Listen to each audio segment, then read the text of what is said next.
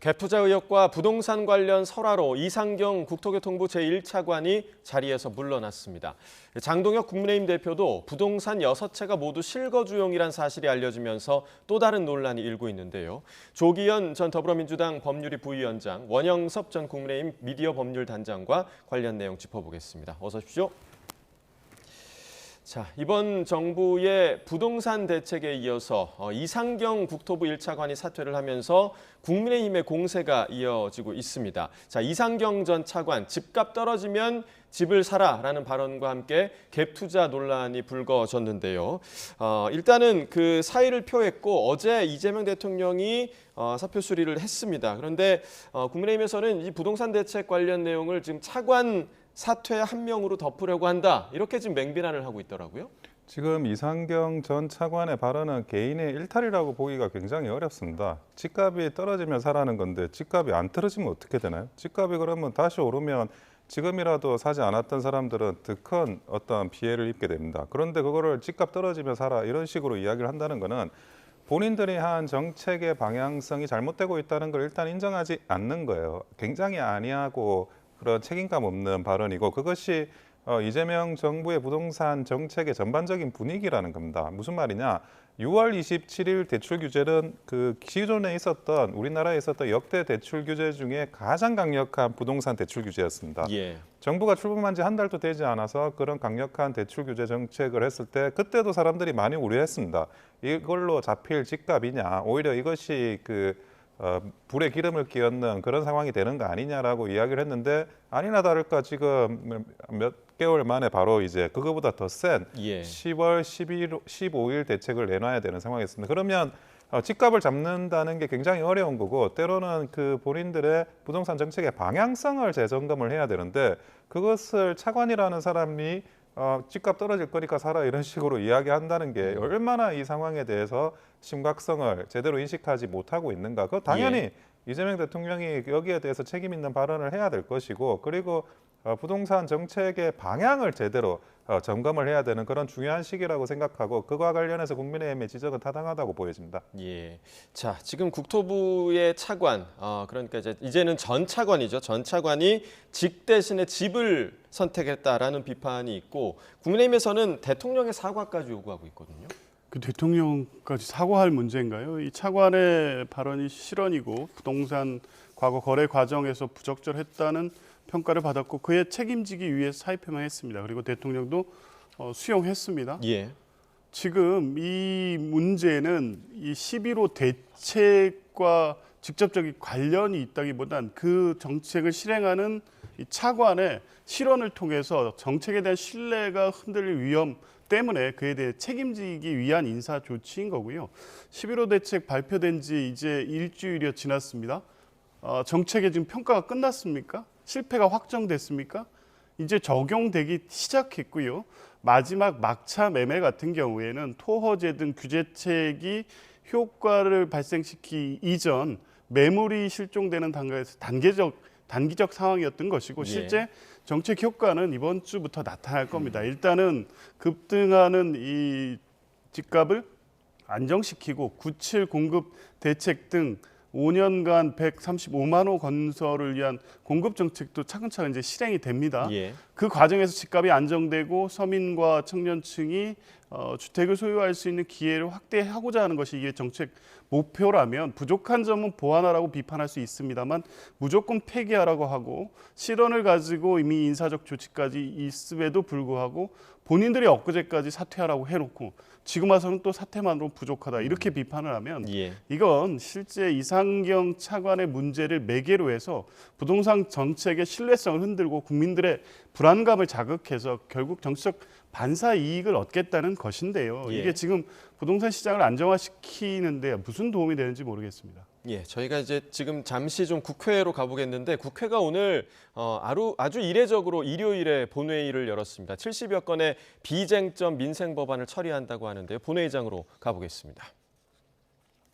오늘 본회의는 이례적으로 국정감사 기간에 개의하게 되었습니다. 그간 시급한 인사안건이나 대외 현안 처리를 위해서 국감 중에 본회의를 연 적은 있습니다만 네, 자 우원식 국회의장의 개의를 하는 그런 이유에 대한 발언을 함께 듣고 계신데 지난 13일에 여야가 원내대표 회동을 통해서 국정감사 기간이자 일요일에 본회의를 여는 것에 합의를 했습니다. 자 오늘 처리될 안건들 여야 합의로 상임위원회를 통과를 했고요. 주요 안건들로는 응급실 뺑뺑이, 이른바 뺑뺑이를 개선하는 응급의료법 개정안, 그리고 임차인이 요청을 하면 상가 관리비 내역을 의무적으로 공개하는 상가 임대차법 개정안, 또 디지털 성범죄 피해자의 신속한 회복 지원을 위한 소송 촉진법 개정안 등이 오늘 일요일 본회의에서 처리될 예정입니다. 또 국민의힘이 지속적으로 요구해온 제주항공 여객기 참사 국정조사도 오늘 본회의에 보고될 전망인데요. 본회의에서 주요 법안 처리될 때 저희가 또 생중계로 좀 전해드리도록 하겠습니다. 네, 저희가 부동산 관련 얘기 그리고 이상경 차관의 사퇴 관련 이야기를 좀 나누고 있었는데, 그런데 이제 이번 대책 이후에 지금 의원들, 국회의원들 그리고 정부 주요 인사들의 부동산 보유 현황이 지금 계속해서 지금 공개가 되고 있는 그런 상태인데요. 국민의힘에서는 지금 장동혁 대표가 부동산 6채를 갖고 있다, 이런 사실이 알려지면서 민주당도 역공에 나선 상황인데 관련 내용 함께 들어보겠습니다. 부동산 6채를 소유하고 있지만 모두 다 실거주용이었습니다. 다만 한 채만 저희 장모님께서 월세를 통해서 생활하기 위해서 실거주가 아닌 아파트를 한 채 가지고 계십니다.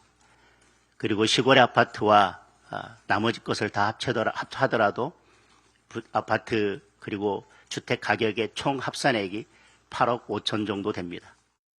혹시 장동혁 대표님의 6채 8억 5천만 원이 실거래가입니까? 아니면 공시가격입니까? 내일이면 언론에 의해 금방 밝혀질 것이니 오늘이라도 혹시 공시가격에 의한 것이라면 스스로 사실을 밝혀주시기를 요청드립니다.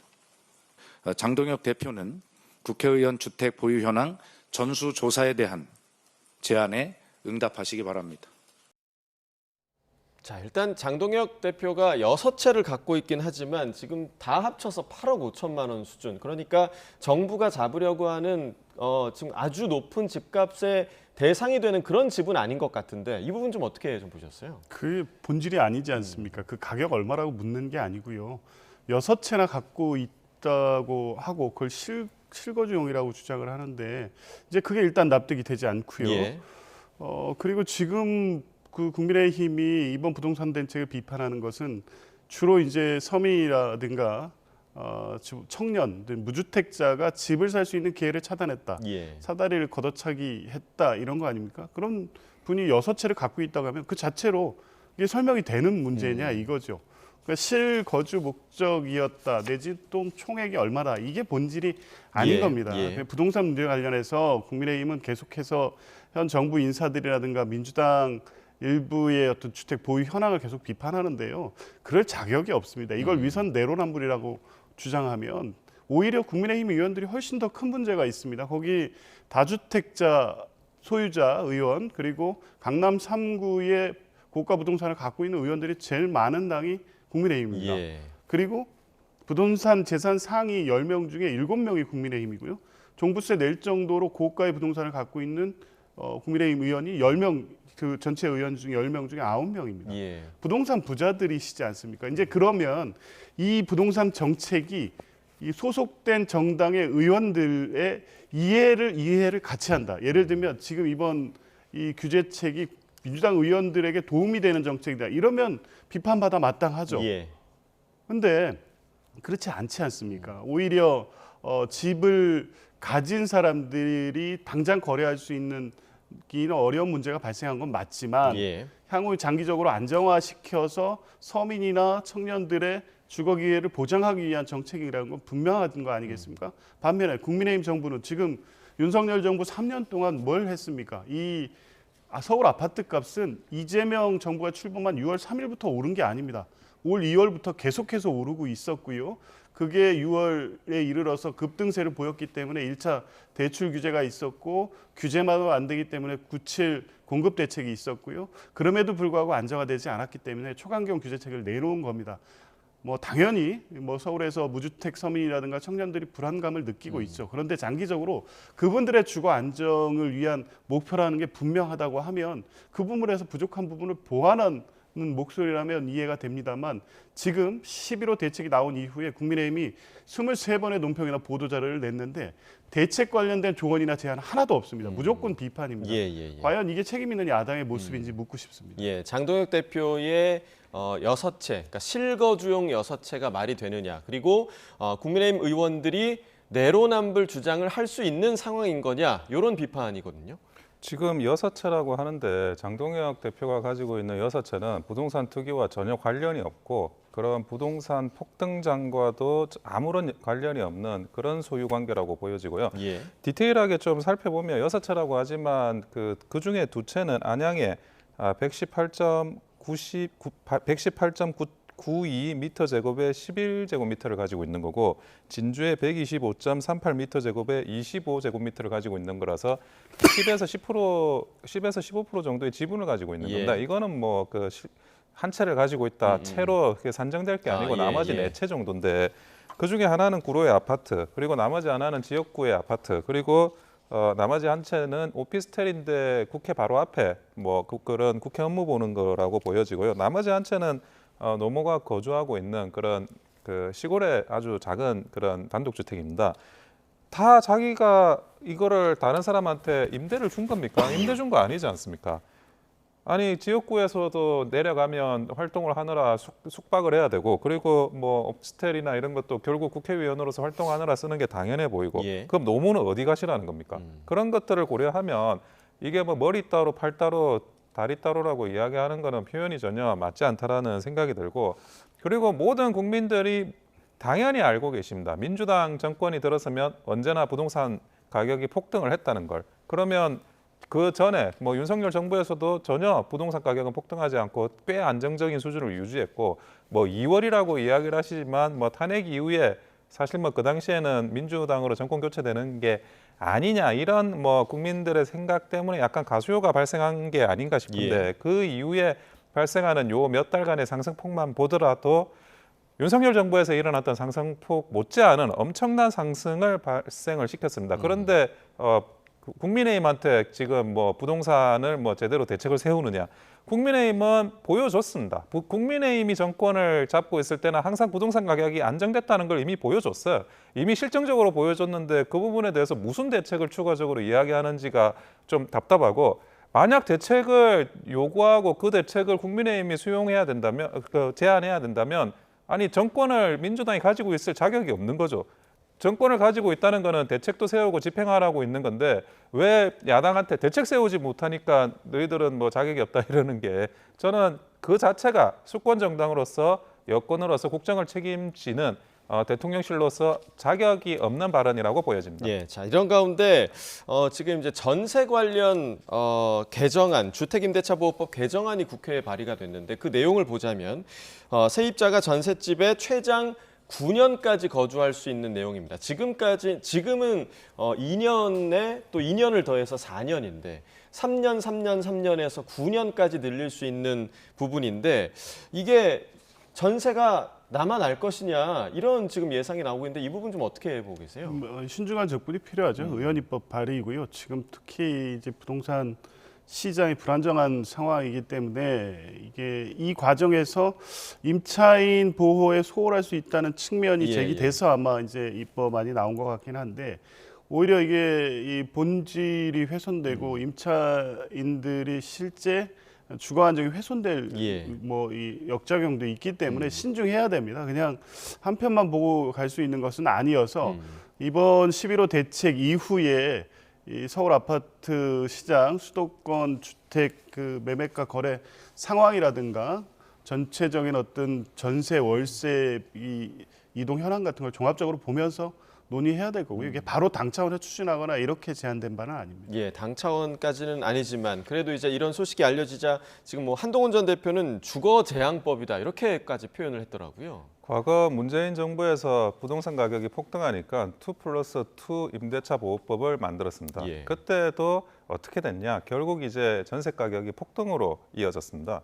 이게 3+3인데 그러면 임차인들이 좋을 것 같아도 기본적으로 민간 임대차가 가장 그 국민들의 삶에 직결되는 부분인데 이 민간 임대차에 민간 공급자가 많아지려면 결국 그 민간 공급 사업을 하는 임대인들이 시장에 대한 예측 가능성이 부여가 돼야 됩니다. 예. 근데 3+3+3이면 9년 동안 내가 시장이 어떻게 변하더라도 전혀 어떻게 손을 쓸 수 없는 상황이 만들어진다는 거죠. 그러면 누가 이 상황에서 제대로 된 그런 민간 임대 업자의 역할을 할 수가 있겠습니까? 근데 이거는 이미 외국의 선례가 다 나와 있습니다. 유럽 같은 경우에는 임차인을 보호한다고 해서 임대차 기간이나 이런 것들을 굉장히 파격적으로 보호하는 그런 그 정책을 많이 만들었는데 그 이후에 결국 민간에서 임대주택을 공급하겠다고 하는 사람들이 사라지면서 오히려 그 임차인들이 더 주거가 불안정해지고 그리고 좋은 주거, 임차 주거라도 좋은 주거가 있어야 되는데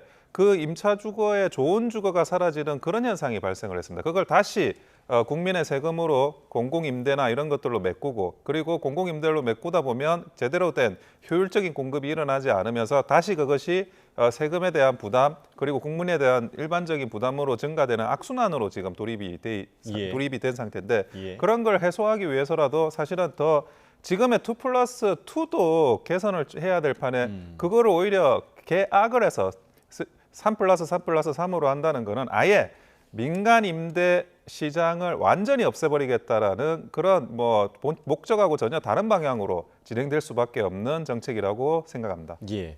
자, 이제 특검 소식 이야기를 좀 해보면 일단은 그제 열렸던 김건희 씨 재판에서 건진법사 전성배 씨가 일단 말을 바꿨습니다. 그러니까 통일교 측으로 받았던 그 명품 목걸이 샤넬백을 원래는 좀 잃어버렸다 이렇게 얘기를 했었는데 아예 이 실물을 특검에 제출을 한 거죠. 특검이 이 실물을 확보를 한 건데 일단은 왜 건진법사는 말을 바꾼 걸까? 이 부분 어떻게 좀 분석하고 계세요? 일단 더 이상 허위 진술을 유죄할 수 없는 상황에 온 것은 분명해 보이고요. 예. 또 이번에 개정된 특검법에 의하면 수사에 협조할 경우에 일종의 플리바게닝 형량의 참작을 법률적으로 정해놨습니다. 예. 이런 여러 가지 상황을 고려했을 텐데 누가 봐도 이제 건진법사의 기존 진술 또 김건희 씨의 진술은 사실과 부합하지 않는다는 반대 증거들이 계속 나오고 있습니다. 예. 더 이상 부인할 수 없는 상황에 이른 것이고요. 아마 수사를 받으면서 수사 과정에서 이미 확보된 특검의 다른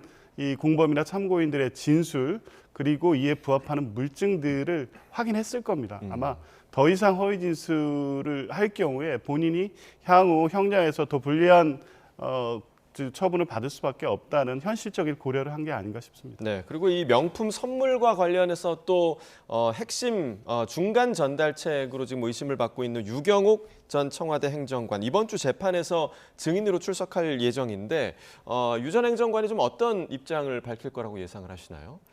아무래도 지금 그 전성배 씨의 진술이 변경이 되다 보니까 네, 그게 아마 영향을 좀 주겠죠. 예, 유경옥 씨의 진술이 이제는 각별히 중요하게 되는 상황이 발생했습니다. 무슨 말이냐면 전성배 씨 같은 경우에는 알선 수재 혐의로 지금 재판을 받고 있습니다. 알선 수재 혐의는 뇌물죄하고는 다른데요. 뇌물죄는 주는 사람, 받는 사람 다 처벌하는데 알선 수재는 주는 사람은 처벌하지 않고 받는 사람을 처벌하는 그런 죄목입니다. 예. 그러다 보니까 만약에 자기가 이제 최종 목적지가 된다고 하면 알선 수재에서 처벌받을 가능성이 생기는데 자기는 중간에 전달만 한 통로 같은 존재라고 하면 자기가 그 김건희 여사 측으로 줬을 때 알선 수재 혐의에서는 공여자는 빠지니까 본인의 이제 죄책이 사라지는 그런 이제 이슈가 있습니다. 그러다 보니까 어떤 뭐 심경의 변화나 여러 가지 고민을 하고 이제 진술을 변경한 것 같은데 어쨌든 그동안 건진법사 전성배 씨가 김건희 여사 측에 진술하지 않았다라는 그런 진술도 많이 했었습니다. 예. 이게 번복이라고 하지만 이 번복된 진술이 그러면 맞는 진술이냐 그거를 일단 이 단계에서는 단정하기 어렵고 예. 유경옥 전 행정관이 어떻게 증을 하느냐에 따라 가지고 많은 부분이 판가름 날 거라고 생각합니다. 예. 자, 그리고 이제 검찰이 수사를 했던 부분이죠. 건진법사 관봉권 띠지 분실 의혹. 이 부분은 지금 상설 특검으로 넘어갔다고 하더라고요. 그러니까 법무부 장관, 정성호 법무부 장관이 검찰의 자체 감찰을 신뢰할 수 없다 이렇게 판단한 것으로 보이는데 이 부분 좀 어떻게 좀 해석을 해야 합니까? 두 사건 다 공이 검찰 수사 과정에서 예. 검찰권 오남용이 문제로 발생한 사건입니다. 관봉권 띠지 사건도 그렇고 쿠팡 사건도 그렇고 국회에서 출석한 관련 참고인 증인들의 진술을 통해서 이건 이 상부의 이 수사검사에 대한 압력 없이 또 수사관들에 대한 영향력이나 개입 없이는 발생할 수 없는 일이라는 게 확인이 됐지 않습니까? 그런데 해당 사건을 결국에 수사하고 기소하는 것도 검찰입니다. 수사의 객관성과 공정성을 확보할 수 없다는 것은 이미 명확한 사건이기 때문에 이걸 검찰 손에 그대로 둘 수는 없는 거죠. 예. 이런 상황이 발생할 수 있기 때문에 필요한 게 특검이고 그래서 상설 특검법이 있기 때문에 특검을 통해서 진실을 규명하고 그 책임을 분명히 물어야 한다는 게 법무부 장관과 민주당의 입장입니다. 네, 검찰권 남용의 사례다라고 분석을 해주셨는데 국민의힘은 또 선거용 특검이다 이렇게 주장을 하더라고요. 이미 그 수사관을 불러가지고 그 내용에 대해서 아주 상세하게 질문이 있었습니다. 그 질문에 대해서 뭐 윗선에 그런 부당한 압력이나 뭐 지시에 의한 게 아니다. 업무 처리 과정에서 띠지가 분실된 거라고 이미 진술을 했는데 그 진술을 국민들이 다 보는 앞에서도 했는데 그거는 문제가 있으니까 다시 뭐 특검을 하겠다라고 하는 건데 저는 정성호 장관이 그러면 본인의 말을 따르는 그런 어떤 법무부의 직원이나 검찰 뭐 사람들이 없다는 건가요? 그런 부분에 대해서 내부 감찰을 이미 해서 윗선의 압력이나 지시가 있었다면 그건 얼마든지 밝혀낼 수 있는 거지 않습니까? 그게 밝혀지지 않았다 그래서 특검을 한다? 밝혀지지 않은 거는 윗선의 압력과 지시가 없기 때문에 그 존재가 없는 게 확인이 된 거지.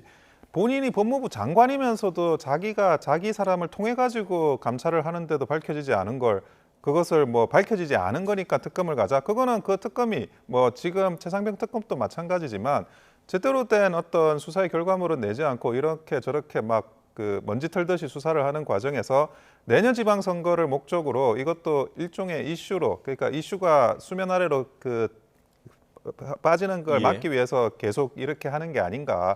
그렇게밖에 볼 수가 없습니다. 예. 자, 그리고 저희가 이제 이전 뉴스에서 속보로 보내드렸던 내용인데 김건희 특검에 속해 있던 한문혁 부장검사가 과거에 이종호 블랙펄 인베스트 대표와 술자리를 했다라는 사진이 또 제보가 된 과정이 있었어서 이것 때문에 지금 파견 해제가 됐다라는 속보를 저희가 앞서서 전해드렸었는데 이렇게 되면 또 김건희 특검의 수사 동력에 좀 제동이 걸리는 거 아니냐 이런 우려도 또 나올 수 있을 것 같아요. 그런 상황이 발생되지 않도록 하기 위해서 신속한 조치를 취한 거로 보여집니다. 그러니까 지금 한문혁 부장검사가 2021년 9월경에 이정호 씨 등을 예. 만났다는 것인데요. 예. 그 시점이 도이치모터스 주가 조작 사건에 대한 수사가 이루어지고 있을 때입니다. 근데 그 상황에 대해서 한문혁 부장검사가 알고 관여하고 무슨 어떤 이 상황에 대해서 이종호 씨나 이 관련자들을 은폐하거나 하기 위한 목적이 있었는지까지는 뭐 확인된 것은 아니지만 적어도 이 민감한 수사 상황과 관련해서 수사 당사자를 만났다는 사실만으로 예.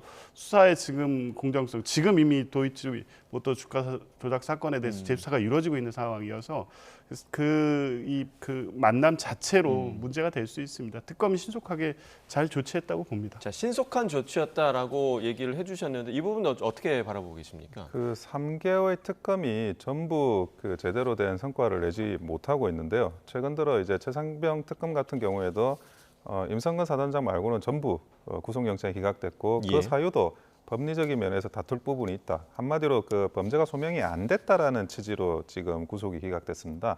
그리고 마찬가지로 김건희 특검에서도 여러 가지 뭐 이런 거 저런 거 그 먼지 털듯이 수사를 하고 있지만 제대로 실체가 나오거나 하는 경우를 거의 발견하기가 어렵습니다. 그런데 그런 것들이 뭐 내부에서 이런 사람이 뭐 좀 연관이 있어가지고 그렇다라고 하는 거는 뭐 굉장히 침소봉대하는 거고 그냥 특검 자체가 뭐 능력이 없거나 또는 능력이 있어도 그 수사하고 있는 그 실체가 없거나 예. 그런 부분에 기인하는 거지. 뭐 누구를 이렇게 뭐 희생양 삼아 가지고 그 해제를 한다 그랬다고 그 최종적인 수사의 결과나 이런 것들에서 크게 달라지는 부분은 없을 거라고 생각합니다. 예, 알겠습니다. 자, 마지막으로 명태균 씨 관련 이야기를 좀 나눠보도록 하겠습니다. 명태균 씨가 이번 주 이제 서울시 국정감사에 나와서 오세훈 서울시장과 대면한 자리에서 상당히 좀 강력한 발언들을 쏟아냈고, 어제 한 TV 프로그램에 나온 오세훈 서울시장이 사실 국정감사장에서는 상당히 좀 침묵하는 모습이었는데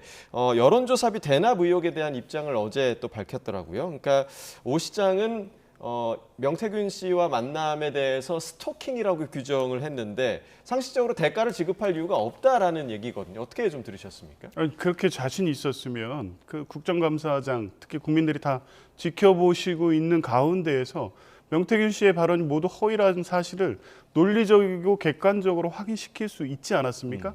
그 자리에서는 묵묵부답 그리고 이게 수사 상황에 영향을 미칠 수 있기 때문에 11월 8일 대질조사에서 밝히겠다고 하고 바로 또 방송에 나가서는 본인의 주장을 합니다. 예. 그러니까 명태균 씨 앞에서 사실과 관련된 논쟁을 하는 것 자체가 본인에게 불리하다는 판단을 하고 있는 거죠. 그렇기 때문에 일방적으로 자기 주장할 수 있는 방송에 나가서 얘기를 하고 또 그 내용이 공개되지 않는 수사 과정에서의 대질신문에서 본인의 주장을 하겠다는 건데요.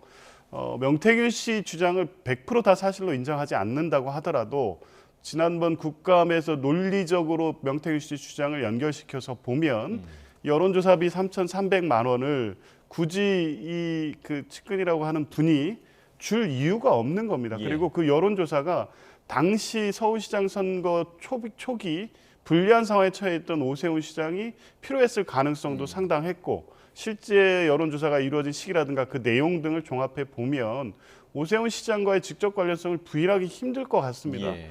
그러면 이런 의심과 의혹이 상당했기 때문에 국감장에서 그 부분을 밝혔다면 적어도 저 추가적인 의혹이나 의심이 없을 텐데 본인이 진실 발견을 외면해 놓고 이제 와서 일방적으로 주장하는 저 내용을 어떻게 신뢰할 수 있겠습니까? 지금 뭐 정청래 대표 같은 경우는 아예 아주 직접적으로 얘기를 했습니다. 오세훈은 끝났다 이렇게 표현까지 했고요.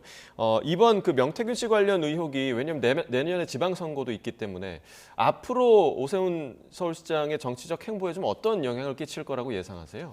최근에 부동산 정책과 관련해서도 서울시장으로서 그 해야 될 일들이 굉장히 많은데 이런 부분들에 엮여져 가지고 이렇게 설랑설레가 일어나는 거에 대해서 예. 굉장히 안타깝다는 생각이 들고요.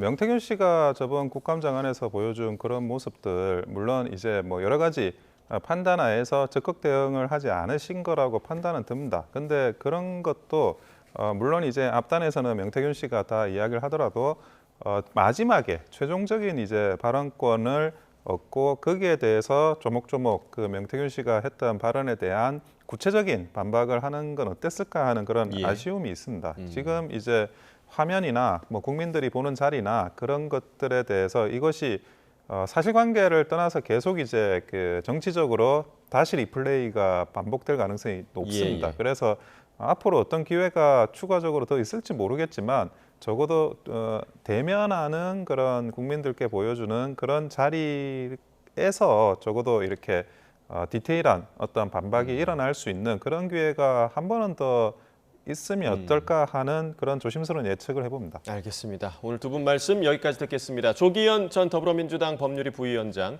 원영섭 전 국민의힘 미디어 법률단장과 이야기 나눠봤습니다. 두 분 말씀 고맙습니다.